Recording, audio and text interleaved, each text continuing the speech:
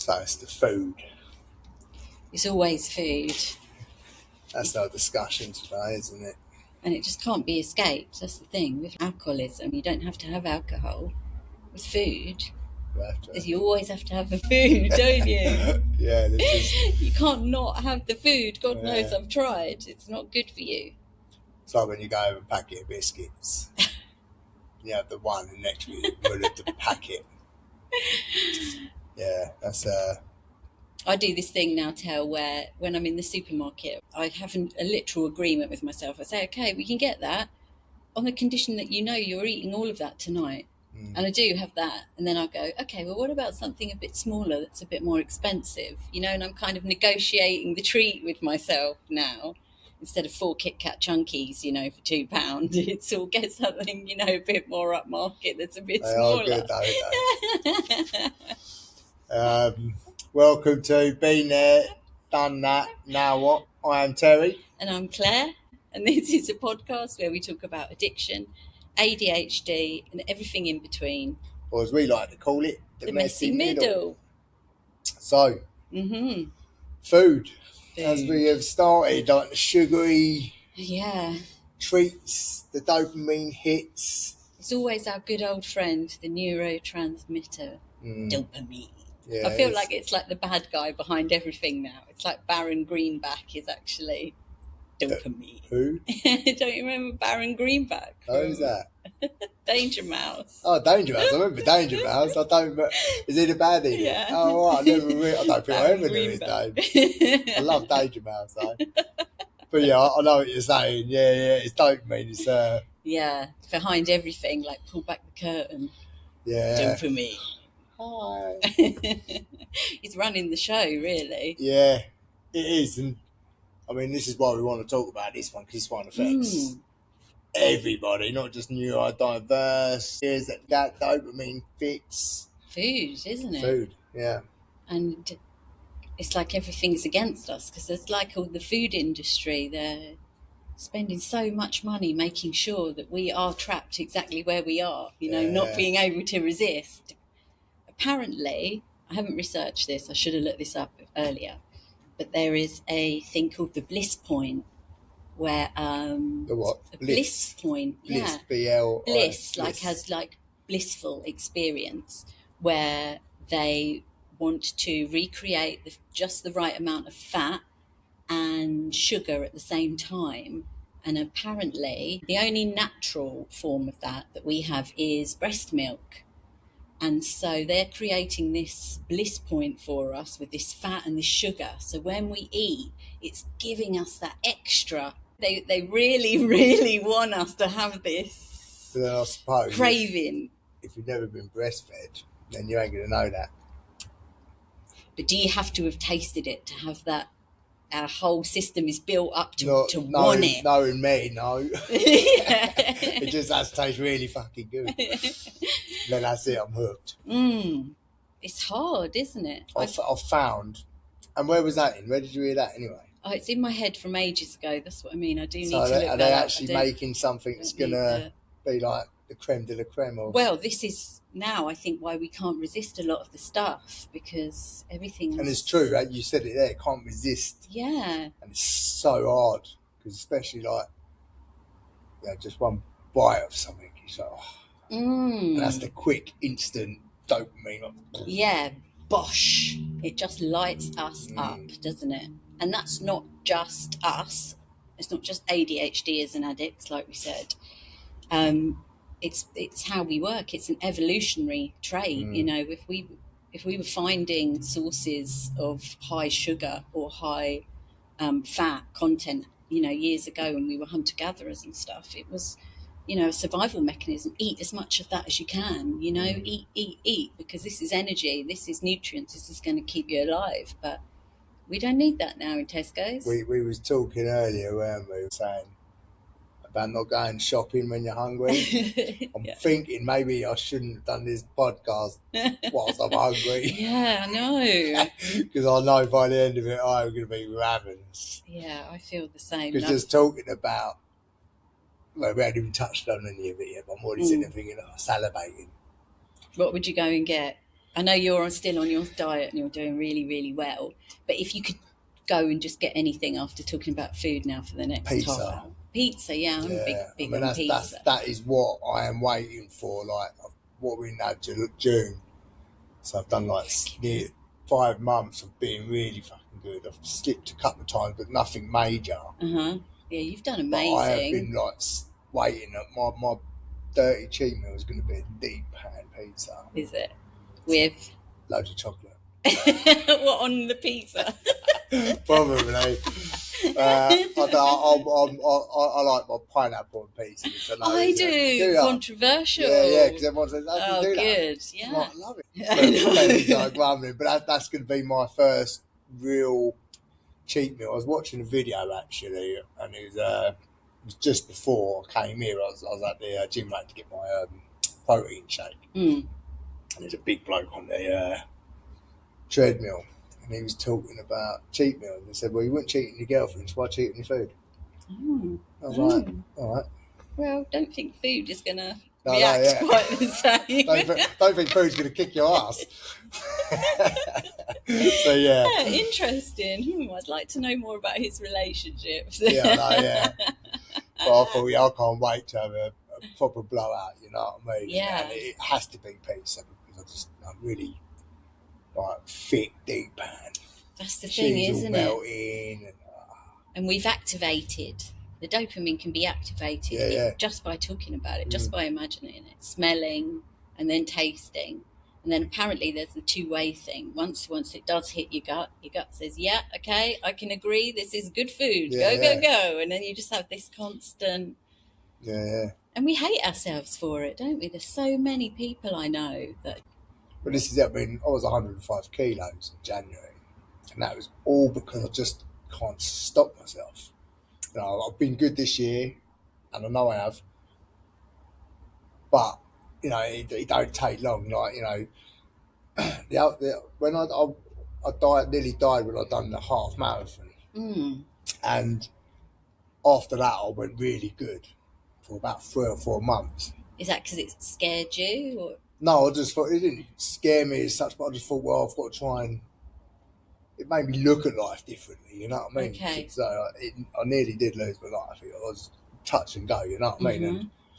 And chocolate coca was on my... Coca, is that how you say it? What, like cacao or something? Cacao, yeah. Coke, yeah. So that was on one of them tests where... one of them food tests that you're intolerant against or something. Oh, okay. So I thought I was going to cut out my diet, right? And I see a 3-pack of Ferrero Rocher about 3 days ago. I see it in the shop, just see it. I was like, Anyway, I didn't act on it. But well I think the same as in AA. You know, when people relapse, they relapse week before. Yeah. Well, I see that pack of 3, and about 3 or 4 days later, I can't remember what it was, but I was going to celebrate. So I walked across the shop and I bought 24. This is when after I nearly died, which was a couple of years ago now. Oh, God. But then I'd gone 3 or 4 months without sugar. Yeah. And I'd done really well. And then I see that 3-pack and I ended up buying a 24. And I ate a lot of them. And then the next morning when I looked at the calories, how much calories in the 20... 20,000? I literally had 24. Yeah, I know. It was a lot. And then after that, I could not get back on the wagon of being off the sugar. I know. That's exactly where I've been the last few months. Harder trying to stop sugary treats or any treats. You know, I can go. You know, I can. Doesn't have to be sugar. Like what's the eggs inside the things? Savoury snacks. Scotch eggs. You know, I can have a bite of one, and then I'll eat 3 or 4, and then I'll go on a mission of eating them every day and. Yeah, I do the habit thing. I will eat something over and over again until I've eaten it so much that I never want to see that thing again. And I'll go through phases of it. It's like the same thing for dinner, you know. Yeah. And all these strange structures of food. I never eat where I don't want to eat it again. I just forget what I was eating. So then I go on to something else. And then it'll be about a year later and I think, oh, what happened? I forgot all about that. And then I'll start eating that again. I remember there was... when I was doing not the Atkins, what one was it? I can't remember. Oh yeah, the good old meat Atkins, one. keto. Keto, yeah, and there was Keto Angel Delight. Really? Yeah, I obviously. never saw that. No, you make it yourself. Oh, wow. So I was making that and I was eating tons of it. Like, oh, it's so good. Were you still managing to stay in ketosis? Yeah, because but I'll obviously, have to get that it was recipe. nice. I've got to try and find the recipe. I'm trying to find it, chat GPT or something. But yeah, again, then I was eating that non-stop and then completely forgot all about it. And then like it comes up a little later in life, and I'm like, oh, I remember, like, why did I stop eating that? So I'll never eat. Well, I can't eat it again. I'll just eat and forget and then move on to something else. It's interesting, isn't it? The whole food thing. For me, there's a big emotional driver going on with food. I've been actually diagnosed a few years ago with binge eating disorder. Oh, right. And it really. I didn't even know that was a thing. Yeah. Oh, do you know what? If I went for that, I probably would have that. Yeah. So I mean, not all of. So some. So what does that mean then? You eating a large quantity of food in a very short time. It's not only that, no, it's not only like having the odd blowout. There's a lot of other things attached to it. So such as, and this isn't an exhaustive list, but like there might be a lot of shame and regret.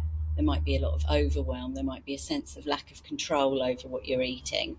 Just that when you're in it, you feel helpless, kind of to this thing. And I started looking into it a little bit more because the kind of links between addiction, ADHD, dopamine, food are huge. That was me to a T. Everything you read out there then, because when you like recently, I was talking about it recently, but that is exactly what you were just saying there. It's just me away. Once I start eating, I'm like, oh fuck it, I've started now, and I'll make sure I eat everything that's in the fridge is bad, so I haven't got to eat a bad day tomorrow. It's always tomorrow, isn't it? Yeah. Sometimes that tomorrow doesn't come for me, Terry, and I've had like 30 days of last hurrahs, I'm waiting for tomorrow to kick in. I go, well, I'll just eat all the shit today.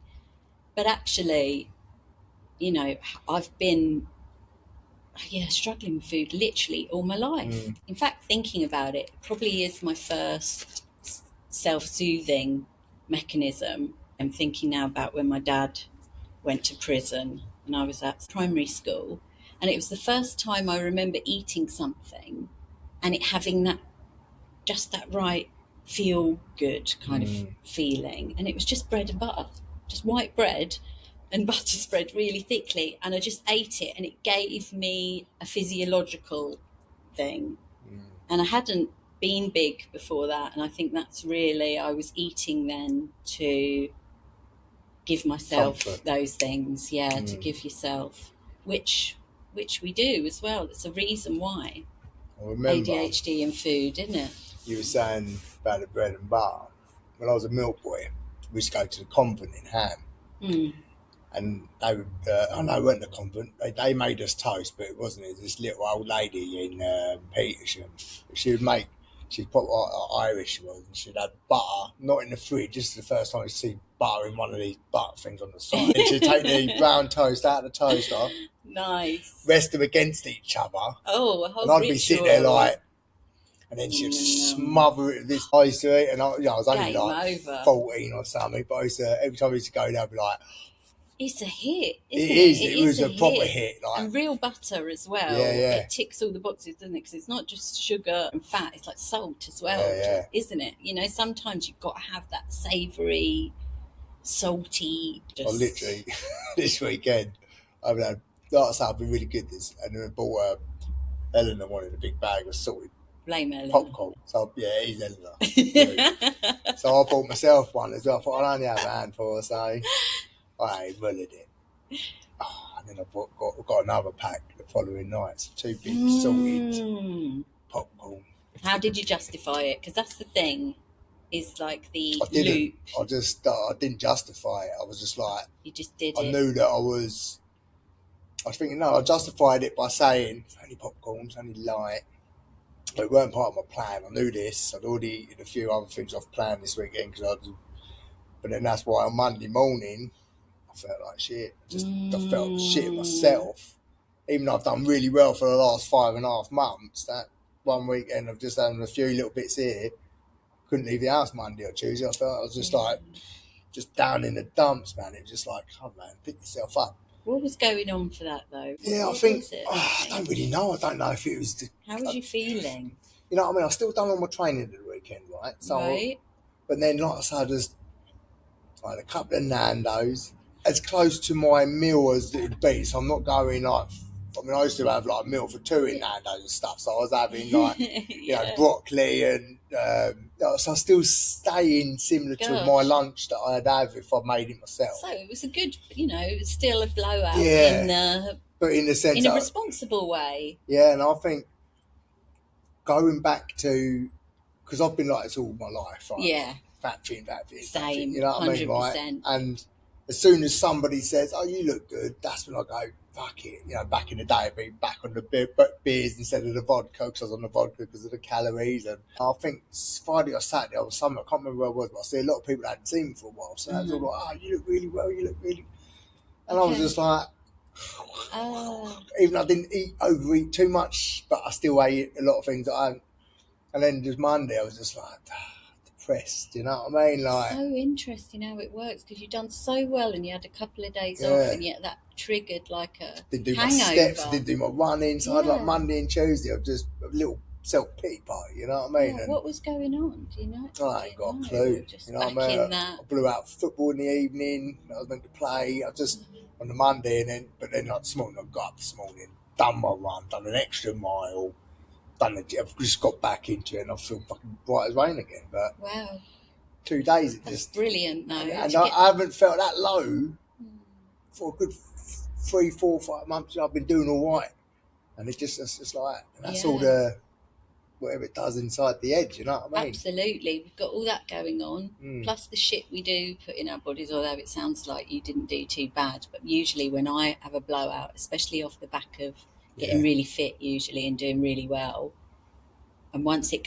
swings back the other way, it's like the complete other way. It's out of control. It's like, and there doesn't seem to be a cut dipping off. stuff in Nutella and that.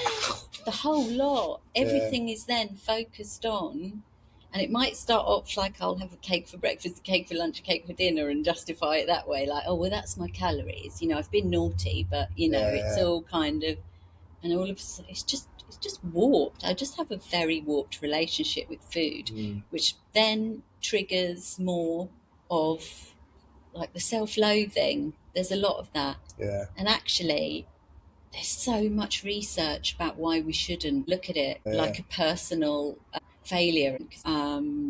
ADHD and glucose, the brain needs, that's the brain's main source of energy, and ADHDers have been shown to have a higher metabolism for that, so we drop. And I was looking at something to actually use the words, the brain then sends out a distress signal, meaning that the brain is telling you have to eat sugar now, you have to eat carbs and sugar now, and nothing else will do to give back, that sense of well-being again for the whole body. There's all these different things that you go, oh my God. And like our blood sugar levels, apparently we're not very good at maintaining the status quo with that, and homeostasis. And you've got all these things now coming in where this bloody dopamine, and what's his name? It's bloody dopamine. No, what's it called earlier? Danger Mouse. Oh, Baron Greenback. He's like the baddie. Now Baron he Greenback. Is though, isn't it? It's everything now with what is it? Who did it? Dopamine. It wasn't me. It was dopamine. It's dopamine for everything. Always, I'm like, no, ain't no go. I need some good dopamine in me or something. You know what I mean? Yeah. So you were asking me a really good question. If food wasn't the issue, what would we be left with? Yeah, it's a good question, because food is definitely for me a reach for the thing, the dysfunctional stuff. Although, you can say, like I've just said, there's a lot of research for why it's harder for us. And actually, do you know what? I read ADHD is 70% more likely to be obese.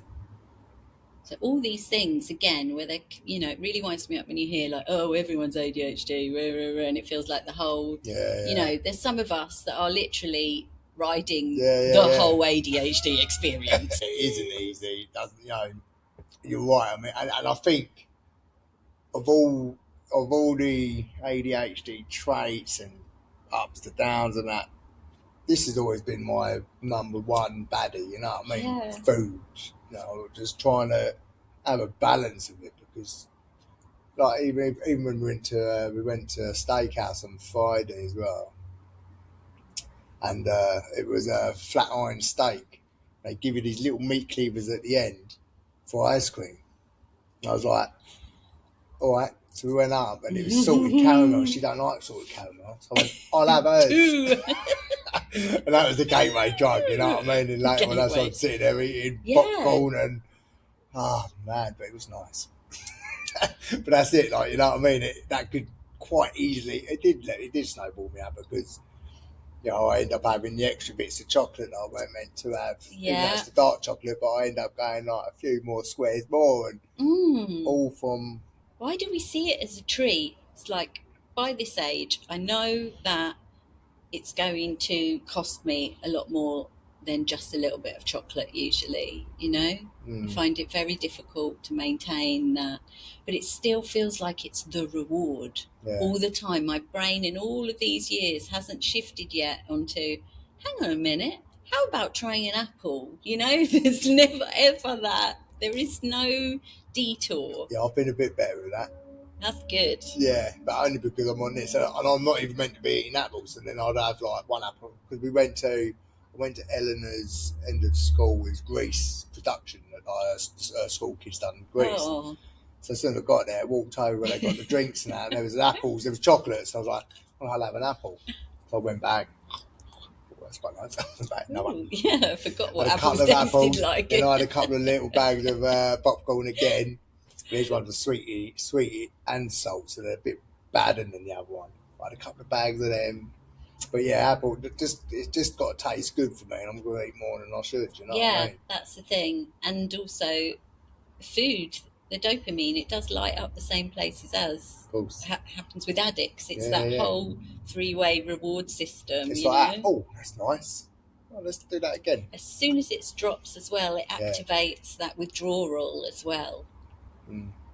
It's strange, especially with the sugary stuff, because then you get that sugar crash, which is obviously your sugar levels dropping, and that crash is quite heavy. But especially when you sat there and just eating like a whole big bag of hobnobs.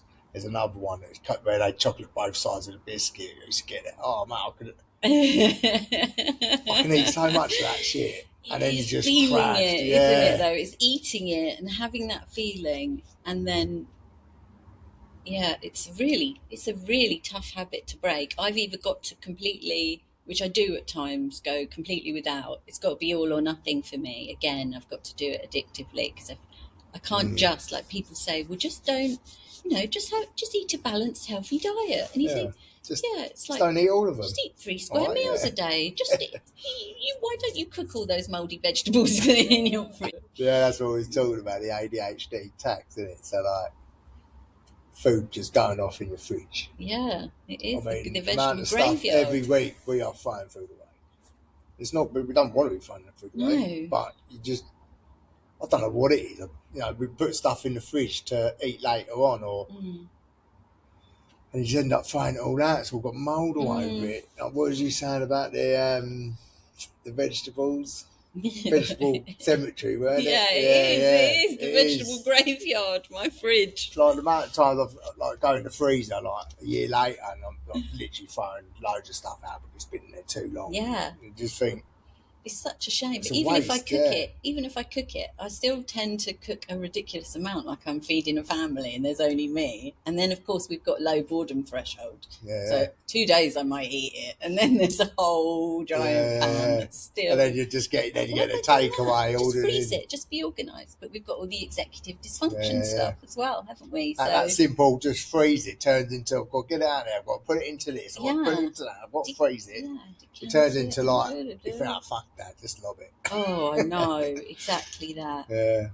But here we still are. And you know what? I feel like you did really well turning it around in a weekend, because me, in February, I stopped off at Kokoro or whatever it's I love called. cocoa. I Is it thought cocoa? I'm just Yeah. going to have a little pumpkin katsu. I love a katsu. And now I it's don't like June. pumpkin. And now it's June.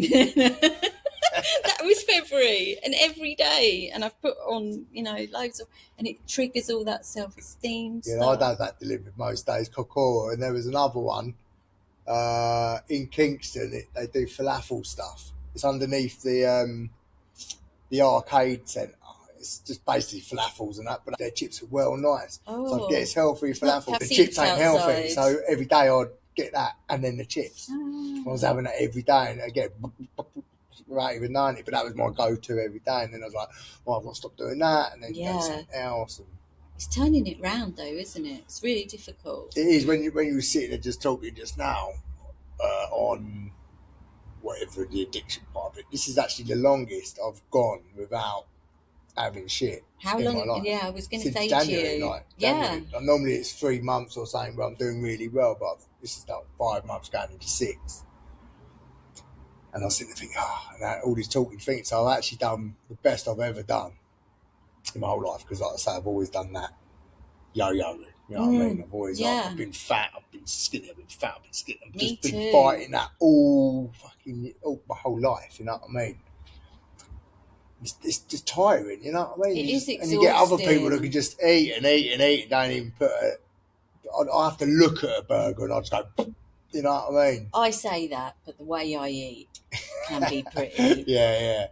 Five Guys. Like, we're dipping in chips in the milkshake and that. Oh, that's lovely. Have you ever tried that? I have tried that. Yeah, it's not one of the things I'm drawn to. My son and daughter told me about it. I was like, what? I think it was my daughter. And then I started doing it and I was like, So I'd be getting Five Guys, dipping the chips into the, mate. Large fries. She gets a large and you get more in the packets. I'm like, It's just, and it's wanting to be different, but not having and I wonder if some of the eating is like on a thread, because I've often thought of like addiction is like on the thread of self-harming.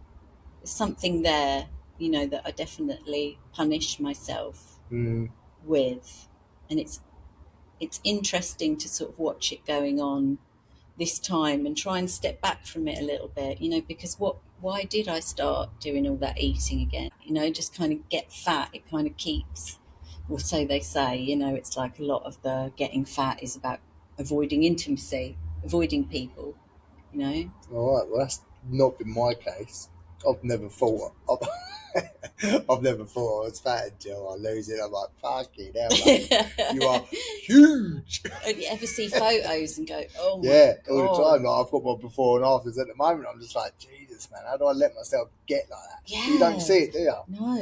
And it doesn't matter. You know something's not, but you know it's not right. You know you're getting big. But you still can't see it. You just feel it somewhere in you, but you can't see it. And then I do this now, and I look and I just think, Jesus, man, that was massive. You know what I mean? It's really sad, isn't it? Yeah, because it makes us so. It certainly makes me so unhappy. Yeah. And it doesn't take much to wobble my sense of self-esteem anyway. That's and when I'm big, I just want to be invisible. You want to be, what's it called? Happy in your own skin. Yeah. But I've never been. No, I haven't. Even now, because I haven't got the 6-pack that I was trying to get in time for this photo shoot. I'm sort of beating myself up. Though. I know Can I am. you actually? But again, I'm now like, no, I'm not happy because I ain't where I want to be. You know what I mean? And it's just like you can't. It's just like fucking. When are you going to be happy? It does completely take over, and I can see, like with my eating disorder. And years ago, actually, I dated a power lifter, and some of the stuff he used to do, though, was definitely on the fringes or maybe even full on, for me to be seeing it as behaviours of like eating disorders and taking lots of, what are they called, diuretics and things, all the tablets to get rid of every water, all the laxatives and stuff that I've messed about with too, with eating disorder and, everything to try and look that little bit more toned, thin, muscly, defined, whatever it is. And it's really, food is a big one. Food and weight, because like you saying, you've gone fat and thin all your life. I've been obese, 2 or 3 times in my life, like really obese. Like we're talking, especially because, my frame's not that big and I'm quite short. Same. And it doesn't take much, does It's a it, for bastard, us? isn't it? It's like, oh God. It's, but I think there are now things we can start to do. And I think as we get, certainly for me now, as I'm getting to know myself a bit more, thank God, finally, is not expecting it to be different. Working with what I've got instead of going, right, you should this time be going all in and it's got to be boot camp and it's got to be this, Yeah. I think I'm going to have to really adapt and just be like, this is what I'm up against. A lot of it is psychological, a lot of it's emotional. Some of it I can control, and some of it I need to be a little bit more forgiving with. But there are things, instead of saying no, like they're recommending now, instead of having just that sweet fatty treat, make sure you mix in some protein with it as well, just because of the effects it has on our system. Then it's about having a bit more protein to keep you a bit more full as well. And it doesn't just hit in all that light up places. It also is going to give us other nutrients and other energy, and like identifying, like you said, what would be there without the food, trying to acknowledge the feeling, and a lot of my eating has always been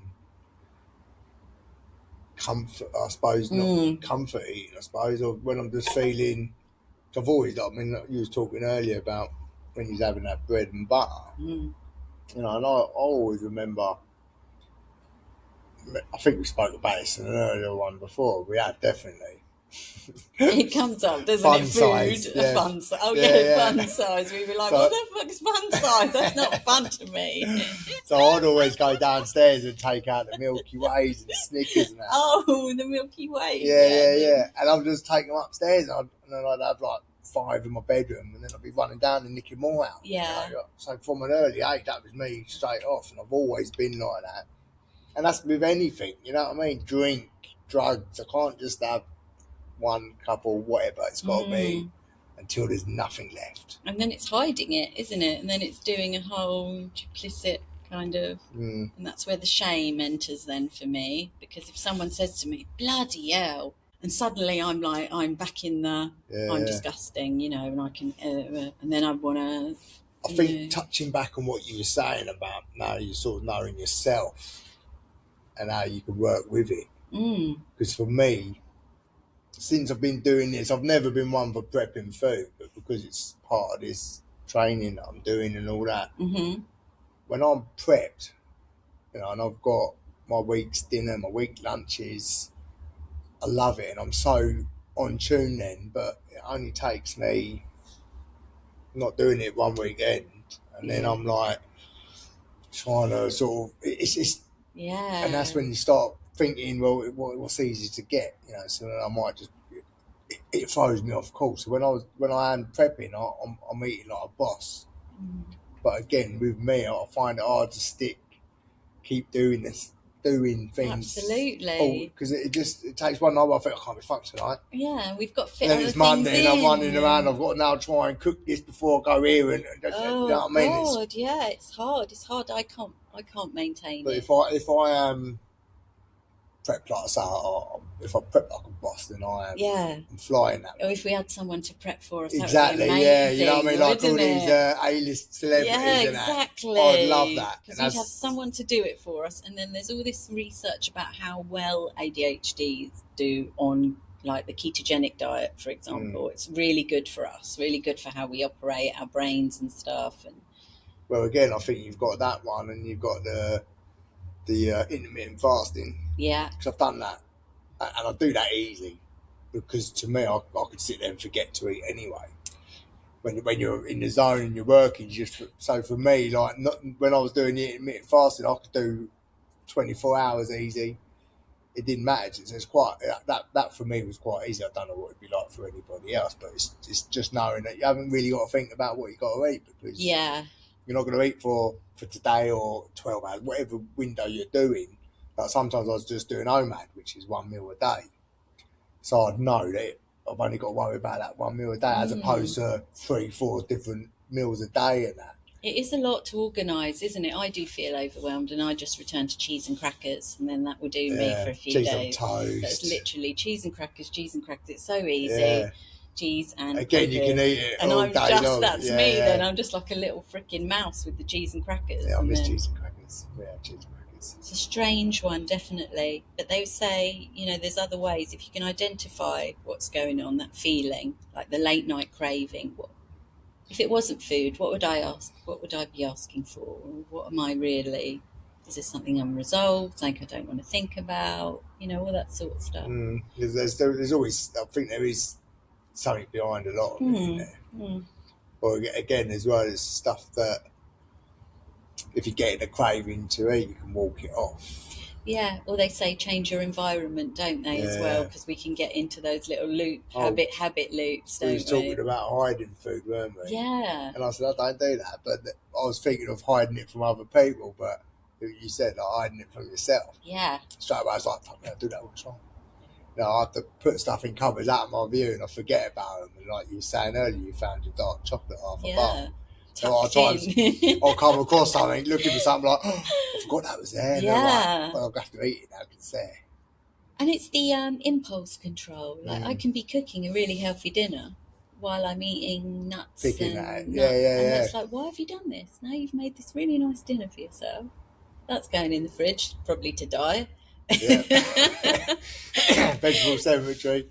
Eleanor, when she used to make the dinners, because obviously I do my own now because I eat different stuff, but I'd come in, I'd be in the fridge, go, no, I've got dinner soon. I said, I ain't a kid. And I'm sitting there eating. So I go, so I can still eat that later. But now I'm just like, you know what I mean? You don't need to eat that before that because you can have dinner there. Like, no. But you just can't help yourself. It's like just being a child, isn't it? Yeah. It's that irresponsible. Do you know what? I'm thinking now of that, the Milky Way thing. Didn't they say that was their advert, wasn't it? Like you could eat it between meals without ruining your was it? appetite. It was something like that, like marketed at mums. Yeah. Like you can give this to your kids. They'll still eat their dinner. It's light and fluffy, isn't it? Was that Milky Way light and fluffy? Oh, go on, sing the song. No, that was it was the Milky Way. Milky Way, yeah. What was it? Not the red car and the blue car had a race. Oh, the red car wants to do is stuff his face. He eats everything he sees from trucks to prickly trees. For smart or blue, he took the Milky Way. Just cut a few bits out there, but yeah. That was it, wasn't it, Milky Way? I love that. That's twice you've had that song for me. Different episodes. That's going to be our theme tune now, I reckon. Instead of the funk, what have we got? That funky one. Yeah, I was thinking about that. We could have the red car and the blue car. And the race. Where are we at on here anyway? Yeah, it's quite a long time, but 40 minutes, that's right. That's good. If you are identifying with this, like and subscribe. Oh, like and subscribe. I should have done that at the beginning. We can do that as well, actually. Like you can edit and add it in. Yeah, like we can and subscribe and just get it out there. Yes, I was just going to say, omega-3 now, that's proven. And in fact, a lot of people use that instead of medication and stuff and have really good effects on it. So that's something that we can... Good sex on it. Maybe they do have good sex, You have good sex with omega-3? Let us know. Drop it in the DM. Dopamine, that is responsible for for arousal as well. So if you are, boosting with omega-3, you've got me to thank for that then. For the good sex. And what was I going to say? If any of this relates to you, you're not alone. You're not broken, damaged. There are ways out of it. Yeah. But again, just converse Tell with us. Tell us how we get out of it. We help each other in this, can't we? You help it's a team sport, this one. Help out. But it doesn't mean you're lazy. It doesn't mean you're a pig. Just means we got to get our dopamine in. Anyone would like to volunteer to come and meal prep for me? If anyone out there wants to meal prep, be our guest. Pack my cheese and crackers for me. Yeah, I want cheese and crackers now. Oh, been really nice to talk to you, Tao. I missed you. Likewise. And same time next week. Same time next week. Peace.